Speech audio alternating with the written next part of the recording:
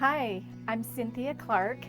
As a soulmate palmist, I've discovered a system using hand analysis to identify your soulmate matches.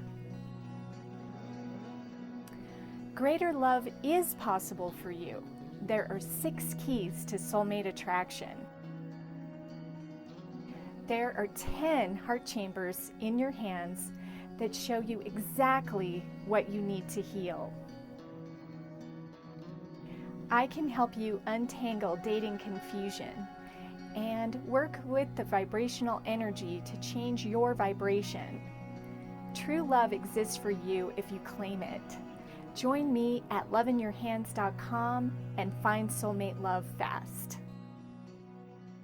Hello there, everyone. How you doing today? My name is Cynthia Clark, and I am a soulmate palmist and spiritual teacher. You can find me over at loveinyourhands.com if you are looking to find long-lasting love with deep compatibility. And today I want to lighten things up a little bit, and I want to talk a little bit about flirting.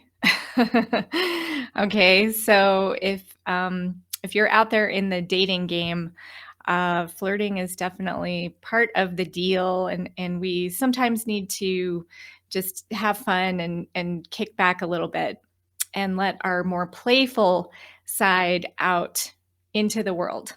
Okay, we definitely could use a little bit more of that, right?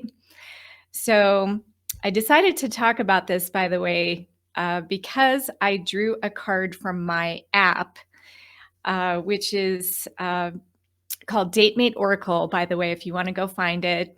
It's on Android or iPhone. So DateMate Oracle. And it has a deck of cards on the app that you can use. It's a deck of relationship cards.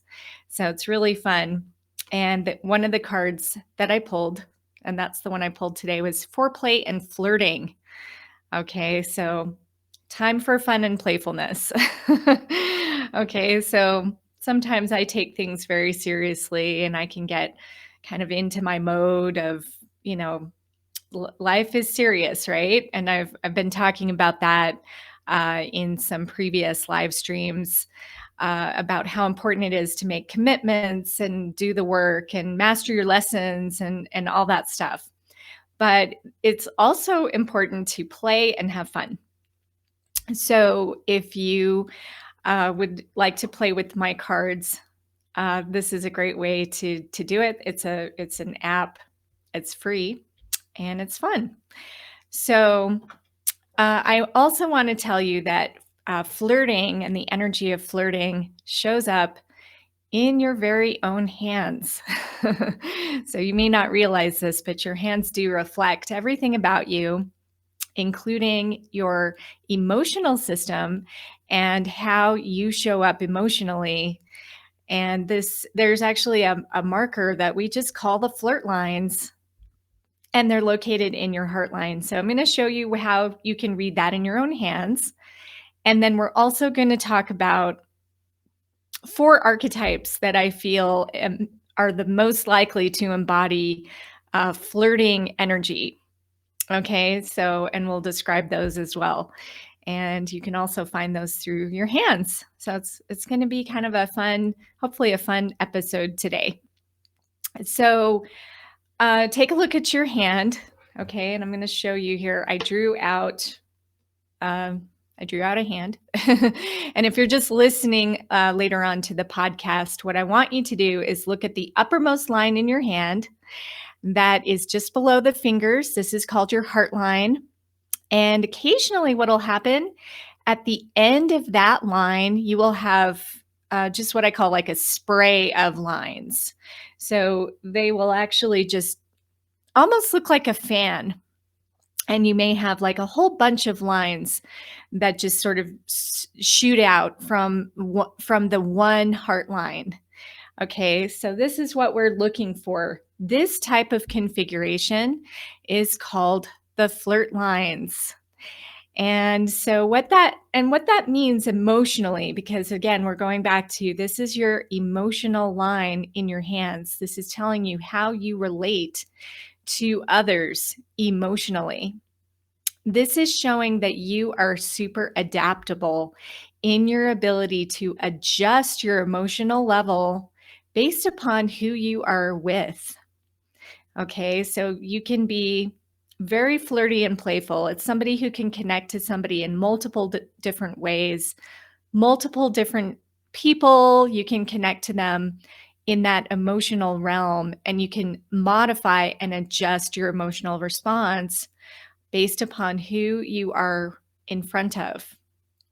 This can be a very well developed skill, by the way, if you're looking to date and obviously you're connecting with lots of different potential partners, right? So it's basically emotional adaptability. You can translate it that way as well. Now, there is a drawback to this type of a heartline, though, because it also is an indicator of, well, do you even know your own authentic self in your emotional flow? If you're constantly adjusting to everyone else, then what is it that you really are inside?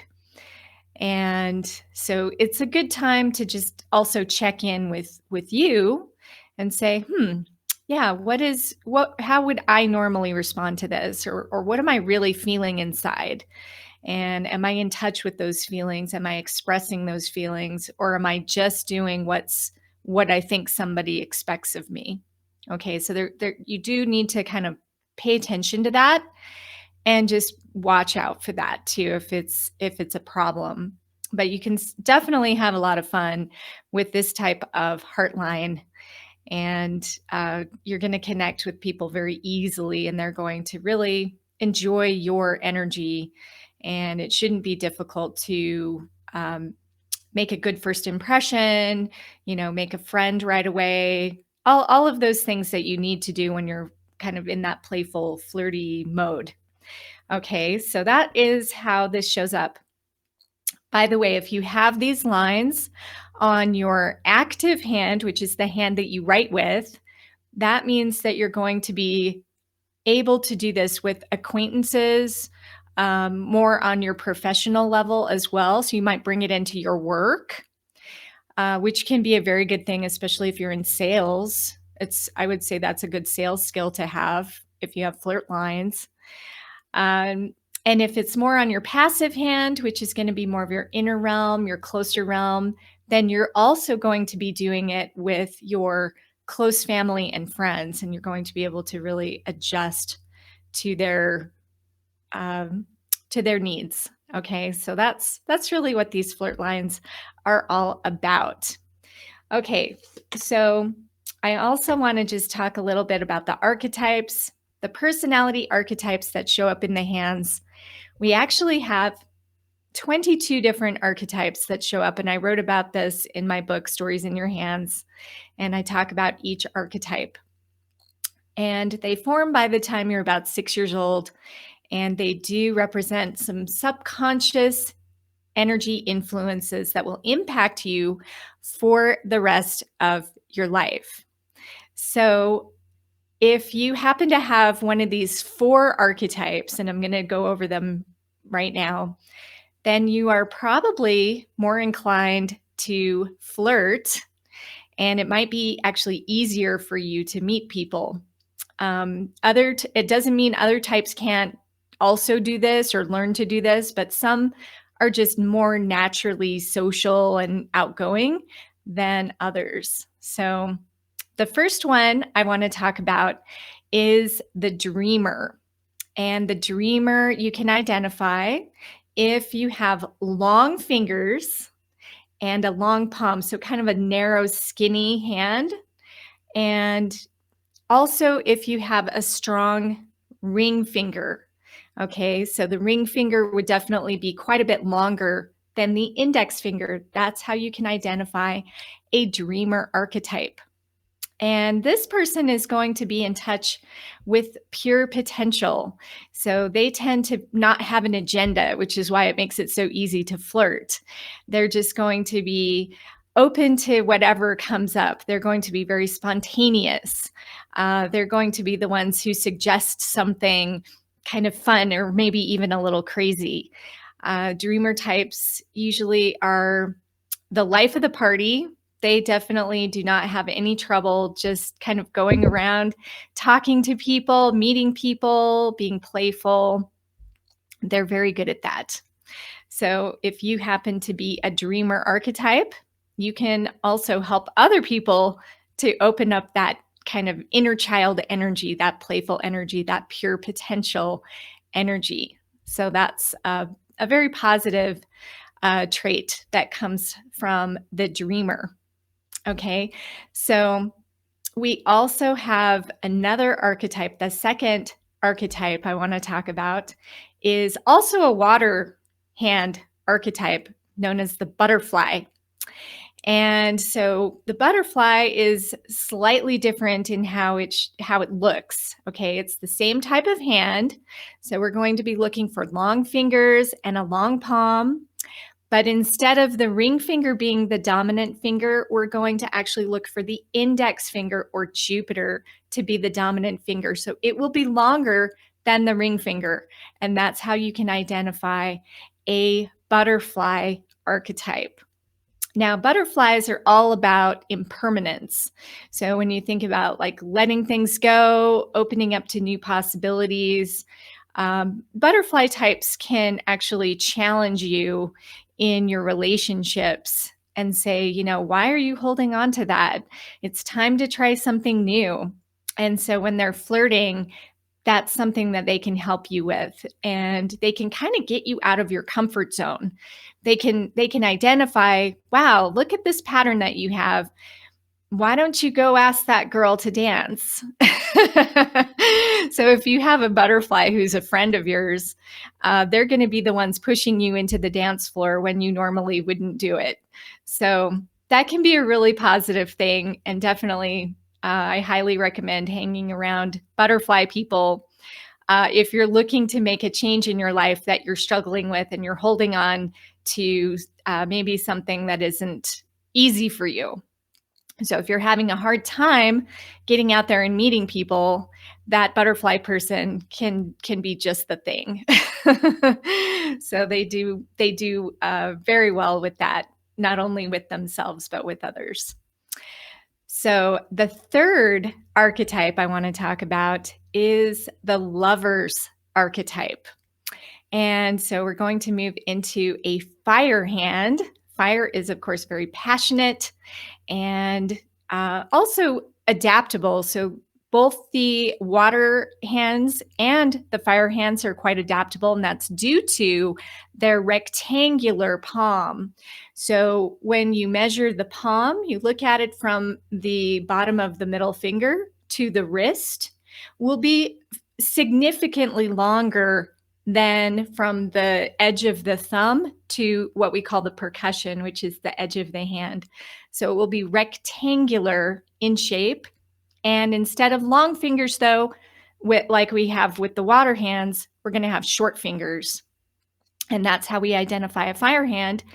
And then to identify the lovers, we want to take a look at that middle finger. The middle finger is going to be the dominant finger, which is also known as Saturn. Okay, so it's going to tower above the two fingers next to it.